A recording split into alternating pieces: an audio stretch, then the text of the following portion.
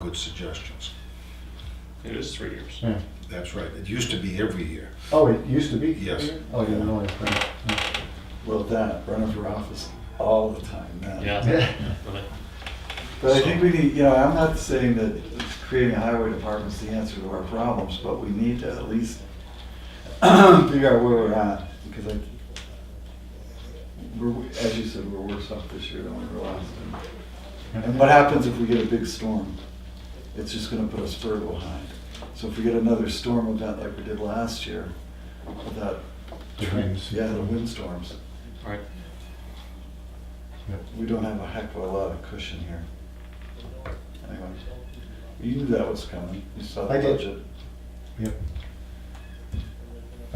I guess I just assume we're gonna have to Muddle our way through. figure out what the numbers are gonna have to be and adjust all the lines for, for summer, fall. Yeah. Yeah, and I don't think it's a matter of just percentages, I think it's really a matter of digging deep and figure out where's the cost driver? What's happening, because we own trucks. I'm sorry. Can I say something? Sure. What I've noticed in the last couple of years, because we have the transfer station too, and Jim comes up there with his guys, is the frequency of times they've had to come has been much higher the last 2 years because of the types of storms. If we had 3 storms that you had 18 inches of snow during the winter, you plow it once, it's done, and then you just have a little bit of cleanup. But the types of events we've had in the last couple of years have been this, thaw, freeze, ice this thick, they gotta come out and they got to salt, they have to sand, they gotta salt, they have to sand, and it's just been endless. It's, rather than 1 or 2 and done, it's been a whole lot of events. So obviously the price is gonna be higher to get that done, and your stock of sand and salt is gonna be going through quicker. But there has to be a price associated with each event. And I don't want you to think that I'm thinking that Jim is completely inefficient. Oh, no. The point I'm trying to make is that we need to know why we're adjusting the number. Right. And where we might make changes. I mean, it may be that having 2 big trucks is not the answer, having 4 little trucks. Right. I'm just throwing ideas out. We need to be able to look at each individual part of this in order to make an effective choice going forward, I think. Yeah. I just had a thought in terms of, you mentioned there are lots of places where there are drifts across the road. Where I live is one of those places. Are there preventative measures that can be taken in Bring terms back the of, snow fence. Yeah. working with property owners to put up snow fences on there? I mean, I'll tell you, my wife is not down with a big orange snow fence, but You shouldn't have brought it up. yeah. Sorry, honey. So, and certainly, snow fences are a method of addressing drifting. And you would know areas where we have more of a problem than others. So that's something that I would hope that you'd take a look at. I don't see the state putting them up on 19 Mile Bay anymore, so. Well, again, this winter, I mean, particularly both at 19 and 20 mile, you go right along the lake there, I mean, day after day after day, and it's just blowing across there. And, snow fences work so well. It's kind of a... They do to a point, once the snow is built up to the top of them. Yeah. They don't make any difference. Well, you're right. But nothing is, but let's say that reduces your need by 50% to deal with drifts until they become ineffective. It still is, it is, avoids a cost to get there. Not without cost, but. No. So, and there may be other strategies out there that can be used Like awnings on all the roads. Or a big dome over the whole town. Yeah. You have anything for the road agent? Yes. Thank you for your service. You've read my memos and the information I've sent you. Yes, I I've got that one. I've driven snow plows in Tuftonboro, and I've been a wingman. And I lived at Tuftonboro Corner, where it could be a day like this in Melbourne, but in clouds, ice.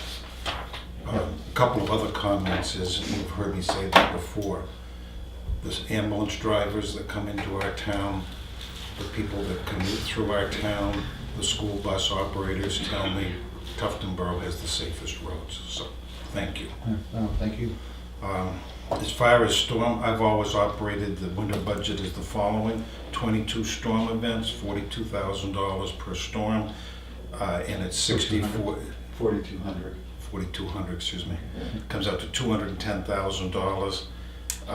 60% of the winter budget is January to April.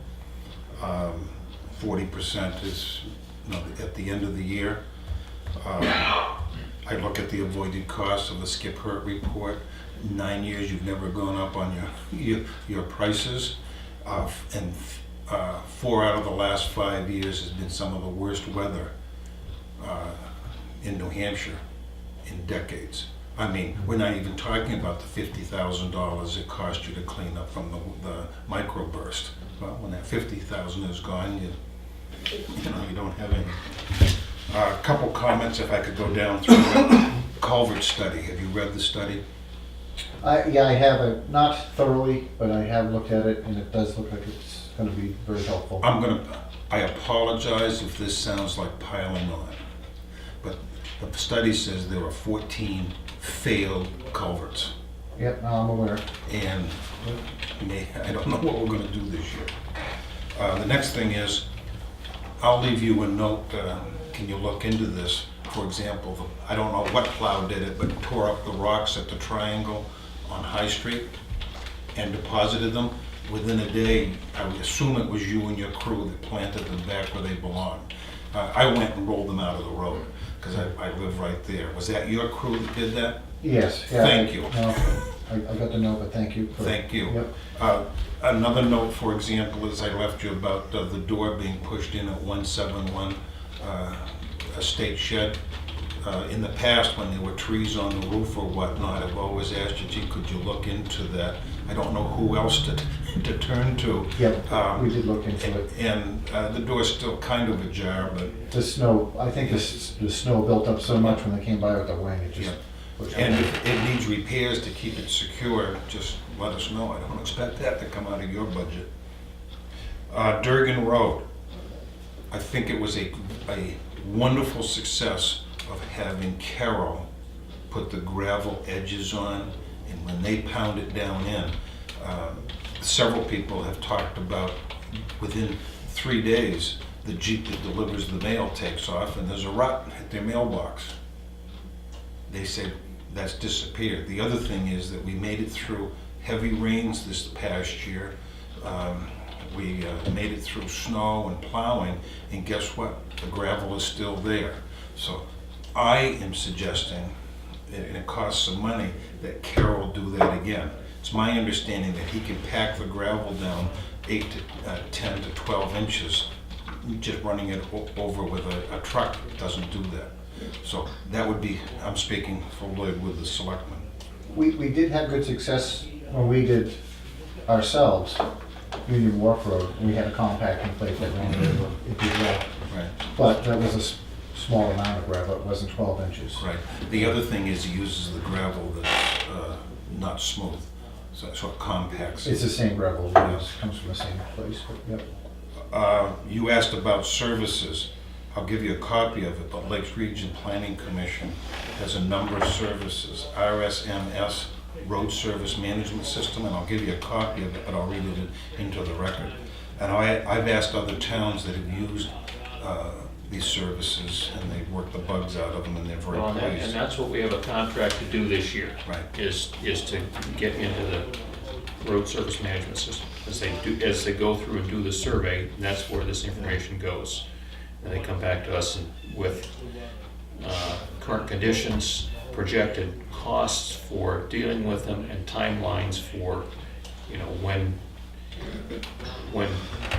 specific maintenance action should be done on particular roads. And then we can take that model and work with it to, you know, well, what if we do this road now and we push that one off for a year?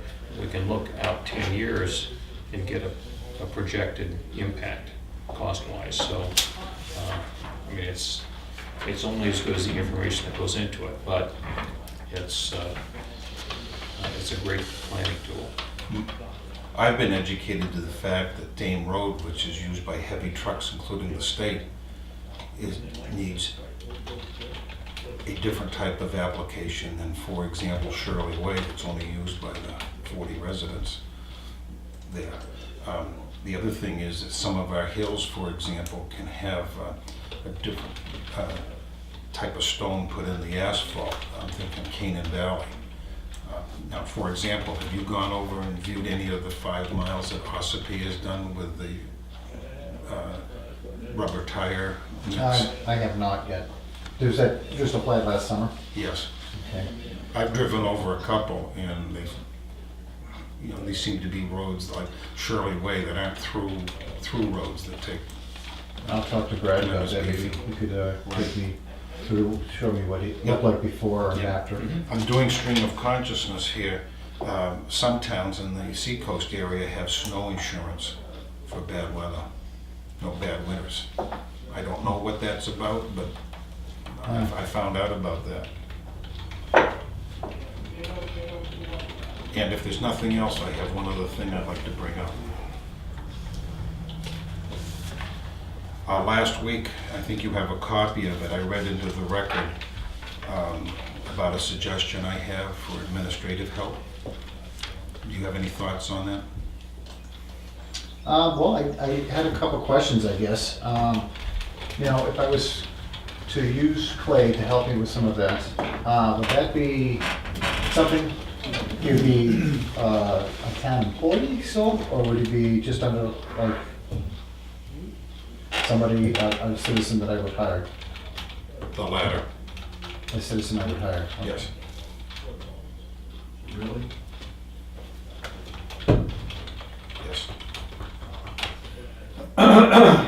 Well, He asked me, it's up to you folks, but, yeah, I don't, yeah. I'm not completely sold on the concept, but Okay.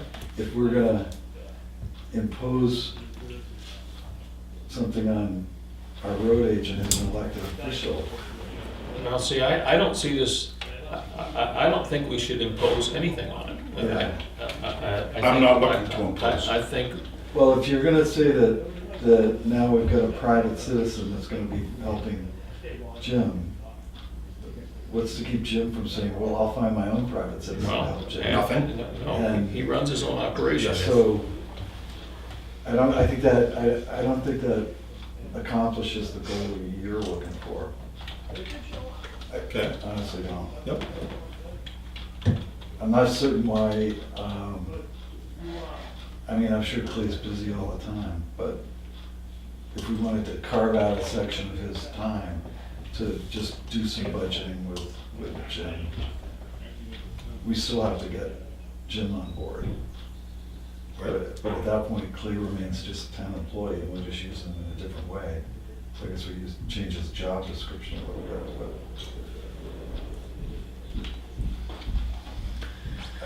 but I think it's imperative that we get something going. What are your thoughts, Jim? Well, I'm interested, and I think Clay has a great background with doing budgeting, and he'd probably be a good asset to help me. I'm not opposed to him, you know, as a citizen, you know, I could hire him to help me with that if he's, you know, willing to. You know, obviously, it's totally up to Clay, but I think he has a good background, and he does a great job at the transfer center, we get along great. What are your thoughts? I'm easy. He's a salaried employee though, and I'm not certain I'm on board with and subcontracting to Jim. I think we just pay Clay and then come up with an agreement. I don't know that, was it your thought that Clay would work 40 hours a week for us and then go work for Jim for 10 hours? He works 36 hours a Or week. 36, whatever. And would work 4 hours a week under his direction. Well, I don't know that- whoever Jim decides he needs to help him run the highway operation, I think is Jim's decision. And if he needs somebody 4 hours a week to help him with whatever planning administration it is, and Clay is the guy that he feels that he needs, then I think it's his call. And it may not be every week. Yeah, That right. But I that don't would know- be my understanding, I mean, yes. maybe I wasn't clear, I apologize, but I don't think that passes the straight face test from the standpoint of the IRS and everybody else. That if we have one town employee working full-time for the town, now is gonna work or part-time for another part of the town. He I mean, does. I think it's better, I would feel more comfortable Well, if we, again, the road agent is an elected official, and the people that work for him are not town employees. Maybe subcontracting at that point. but he is a town employee. That's right, that's right. And there may be other people that work for the town that work for the road agent, separate from their duties with the town. No different than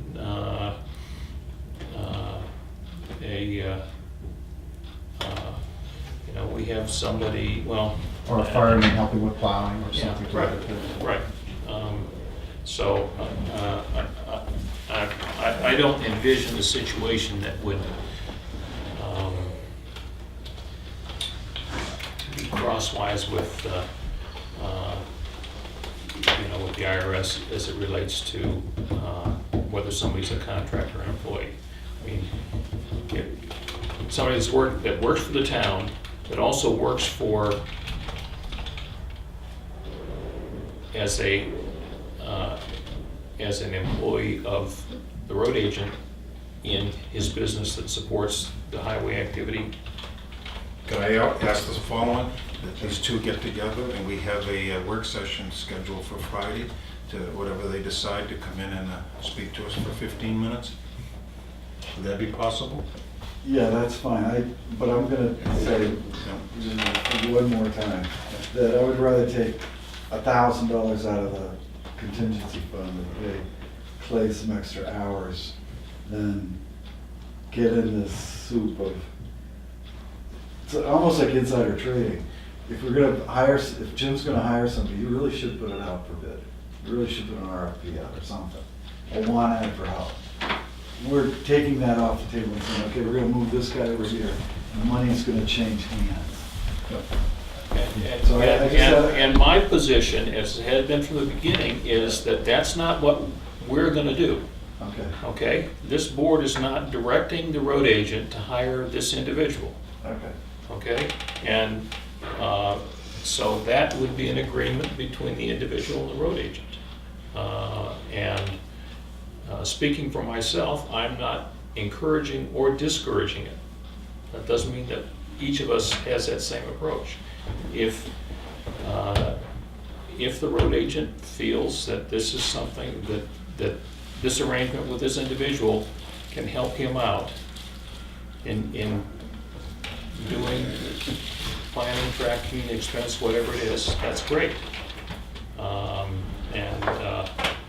But if we get in the business of taking somebody who works in one town department and then detailing that individual to work for an elected official who everybody else that works for him is not a town employee, right? And then we get into pretty soon it's the selectmen are saying that we want this individual to do this and this and this and this for the road agent. That's the road agent's responsibility. Yeah. That's not our responsibility. Um, Okay. They're gonna So- come back next week. So, Or Friday, we working Friday? Don't we have a work we have a session? work session on Friday. The 20th, I believe, isn't it? 13th, you're not available? Yeah. I I thought, don't remember the 13th meeting. I had it down for the 13th, Yeah, 13th Oh, really? is Okay. when we're, because we're not, I might be wrong. Friday Right, the yeah, the 13th. 16th. How about that? right, So Friday the 13th, okay. right. Okay. Maybe I remembered wrong, okay. Maybe you should stay home. So, and, you know, maybe that's too soon for these guys. I mean, I think it's, Is that too soon? I think it's. I don't know, I it's mean, on we should your get schedule. together and Yeah. see what we come up with. I guess, can we get back to you on that? I mean, you're gonna be here Yes. anyways. Yes. We'll Right. be here anyway, Yep. so just let us know. Okay, let's talk about it and figure out a plan. Yeah, Thank you. thanks. Thank you for being a good listener. And thanks, Summer. Thank you, Jim. Thank you. Thank you, guys. Yep. Okay, Max. Come on down. Getting a phone call from Orlando. I'm gonna answer that. Yeah, do you have student loans? Very small ones at this point. You don't get the call every night to help you get rid of your student loans? I get one every night. I might. I We get had phone student calls that I loans don't. for 30 years. don't And answer. now they're using local numbers. Yeah, Yeah. just robocalls. Yeah. Yeah. Oh, and actually, I think the Tuftonboro Police Facebook shared a thing about right now because it's tax time. Right, There's so many robocalls, yeah. and there'll be numbers that sort of look like maybe they're American, but they're really like from Jamaica or something. Well, apparently the technology is widely used to spoof phone numbers now, so that Right. when a call comes through, it looks like it's a local exchange. Right. Yeah, it's like a local exchange, but then there's also like a country code first that you might not recognize. But anyway. So you, Chip, first of all, tap into your hand. Are you okay? Yeah, I'm fine, just cut it. Okay. That's good. Construction, The Marlboro Taliban didn't come after you? not yet, but I'm hoping. Yeah. You had asked for me to set up a, that you could send to your developer, and I can email it to Karen too, but just very briefly, I did some research and found two different possible, they're called modules in Drupal, but they're basically like add-ons or plugins that you would put in the website, and you would be able to read your YouTube channel's RSS feed. RSS stands for really simple syndication, and basically it's a set of data or metadata. And so you'd be able to, the website would be able to pull the URL to the video. So you could send this to your developers, and they would know what all this means. And it's So at that point, Karen would just be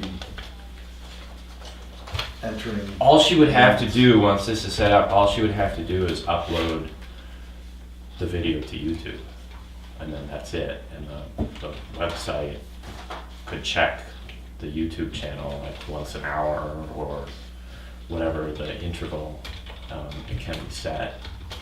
And you would want it to be one video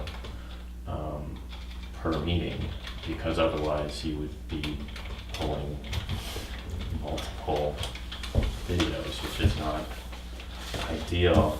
I wanted to come back today to share with you some data that I pulled. This is publicly available data from my channel and from the town channel. And the point of this is only to demonstrate that there's a slightly larger audience. It's not to say, not to be in any way disparaging. So my channel, I have more views with fewer videos and a higher average view per video. so it's just very obvious from the data, this is not my opinion, the data shows that on average, more people are being able to watch the meetings. And I think that's always been my goal, is just transparency and making it easier for more people if they want to watch your meetings. And I did include, you can see the March 19th meeting. I posted that video 2 weeks late, so only 2 people watched it. And I included that just to show you that I wasn't cherry picking. But also to demonstrate that when the videos are posted in a timely manner, for instance, your election day meeting, I posted it the same day and had quite a large number, 68 views. Your 6,300 is an aggregate for a year or an aggregate for how many months? My channel, I started at some point in 2016. So this is 6,350 over that period of time? Between Yeah. start to now? From start to finish. Okay. And your channel was August of last year. So, That was 1 month? sorry, it's you. The channel was started in Oh, August okay, of okay. 2017. All right, So the town channel has not been around as long right. as mine. So this- you would say, okay, well, it would make sense that there are fewer views, except for you have more videos. Not that many more, but more. Yeah, but that's because Karen's uploading them in multiple parts. And I heard from, I want to read a comment. This is a public comment that was on my website this past week. And it's by a guy who lives in town. His name is Mike. He never leaves his last name, but it is a public comment. He said, Max, we often disagree, which is true. We disagree on all kinds of things. But as I said, my goal is transparency. And it doesn't matter to me whether people agree with me or not.